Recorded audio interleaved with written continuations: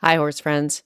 In today's video, we're talking about a story that has sparked outrage across the equestrian community and raised serious questions about transparency, college athletics, and the future of NCAA Equestrian. Imagine being part of an undefeated Division I team, ranked among the best in the country, winning conference championships, and believing your future is secure. Then, in the middle of your season, you're called into a meeting and told your varsity program is being eliminated. For the riders at UC Davis, that's exactly what happened. But this story isn't simply about a university cutting a sports program because of budget pressures. Parents, athletes, and outside analysis now claim the financial numbers used to justify the decision may have contained significant errors. They argued the decision may have been planned months before athletes were informed, and they believe the evidence raises questions that deserves answers. Today, we're going to look at what happened, what both sides are saying, why the controversy has grown over the past several months, and what this could mean not only for collegiate equestrian, but for women's sports as a whole. So let's take a closer look. UC Davis has long been considered one of the most respected agricultural universities in the United States. It seems like the perfect home for a successful equestrian program. Horses are literally part of the university's identity. The school's mascot is Gunrock, a horse, and the university has extensive equine facilities and agricultural programs. Its NCAA Division I equestrian team wasn't just participating, it was winning. The Aggies had captured conference championships in 2023, 2024, and again during the 2026 season. At the time the athletes received the news, they were undefeated in conference competition and ranked 7th nationally. They had also qualified for national competition during the program's relatively short history as a varsity sport. By virtually every competitive measure, the team appeared successful. That's one of the reasons the announcements came as such a shock. In January, players were called into a meeting attended by nearly the entire athletic administration. According to multiple athletes interviewed afterwards, they initially assured there might be coaching changes or staffing announcements. Instead, they learned that UC Davis had decided to eliminate the varsity equestrian program and transition it to club sport status, beginning with the 2026-2027 academic year. At the same time, the university announced that stunt would be elevated from club status to NCAA varsity status. For many athletes, it was devastating. Several had transferred specifically to compete at UC Davis. Others had turned down opportunities at different universities because they believed they had found a stable Division I program. Parents say there was no warning. Athletes say they were blindsided. And perhaps, most significantly, supporters argue the timing left many riders with no realistic opportunity to transfer before roster spots at other universities had already been filled. That alone would have made a painful story, but it didn't end there. Initially, UC Davis explained that the decision resulted from extensive financial analysis and an independent third-party review evaluating long-term sustainability, competitive landscape, and resource allocation. University officials stated that equestrian remained an NCAA emerging sport, with relatively few Division I programs nationally, while stunt offered a more established championship pathway and would strengthen opportunities for women in athletics. On paper, that explanation sounded straightforward. Universities across the country face financial pressures. Athletic departments regularly make difficult decisions. Many observers initially assumed this was simply another unfortunate budget cut. But then parents started asking questions. The athletes' families formed an advocacy organization called Keep Davis Riding. Because UC Davis is a public university, supporters were able to obtain documents through public record requests. What they found dramatically changed the conversation. According to documents reviewed by SF Gate, Athletic department planning to eliminate the equestrian program appears to have begun nearly a year before athletes were officially informed. Parents argue that while recruits continued committing to UC Davis and fundraising efforts continued, internal discussions about cutting the program had already taken place.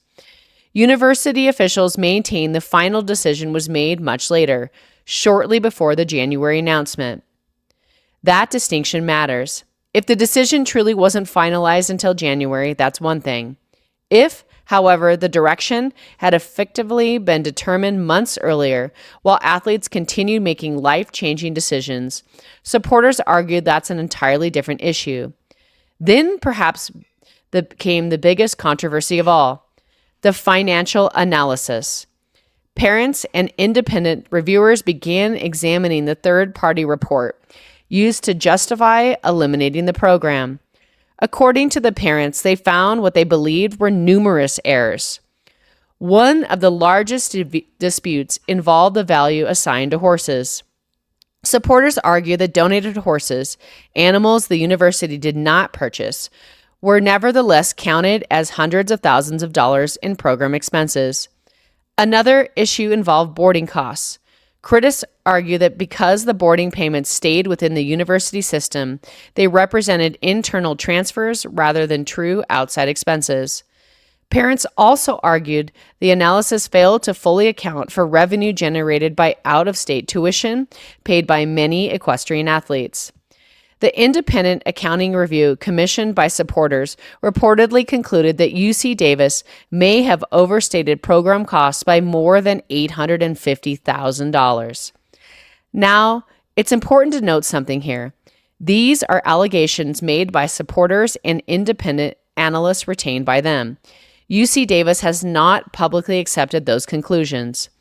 Instead, after criticism mounted, the university announced it would conduct an independent review of the original financial analysis. And that's where another source of frustration emerged.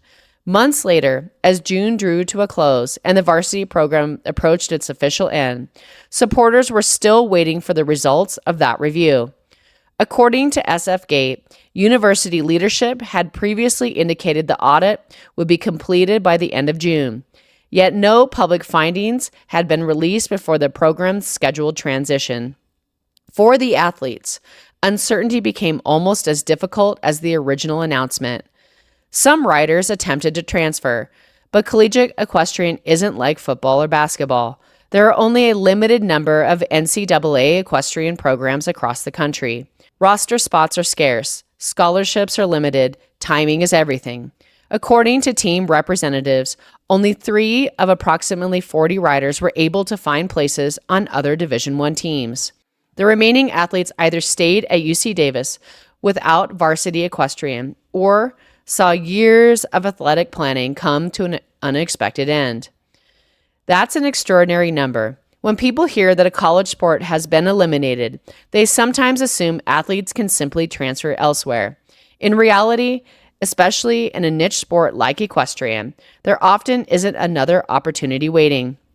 This controversy has also expanded beyond finances. Supporters have questioned whether the handling of the decision reflects broader concerns regarding women's athletes and Title IX. Some lawsuits and legal actions have followed, arguing that the university's actions may have violated legal obligations or misrepresented the future of the program to recruits. Those claims remain before the courts and have not yet been resolved. Regardless of how those cases ultimately turn out, they illustrate how much larger this story has become. It's no longer simply about one equestrian team. It's about transparency, communication, recruitment, financial accountability, and trust between universities and student athletes. Another interesting aspect is the broader landscape of collegiate equestrian itself.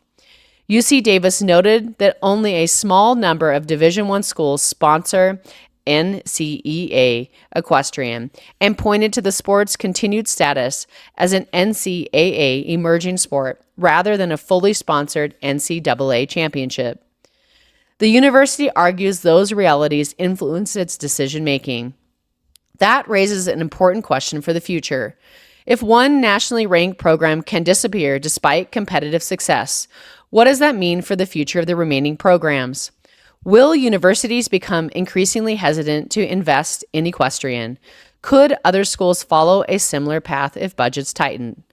Those are questions many within the horse industry are now asking. Parents involved in the effort say they don't intend to stop fighting. Keep Davis Riding continues advocating for reinstatement, and supporters throughout the equestrian community have rallied behind the athletes through petitions, fundraising, public statements, and legal action. For many people, this isn't just about preserving one team. It's about protecting opportunity for future riders. It's about ensuring that if universities make difficult decisions, those decisions are supported by accurate data and communicated honestly.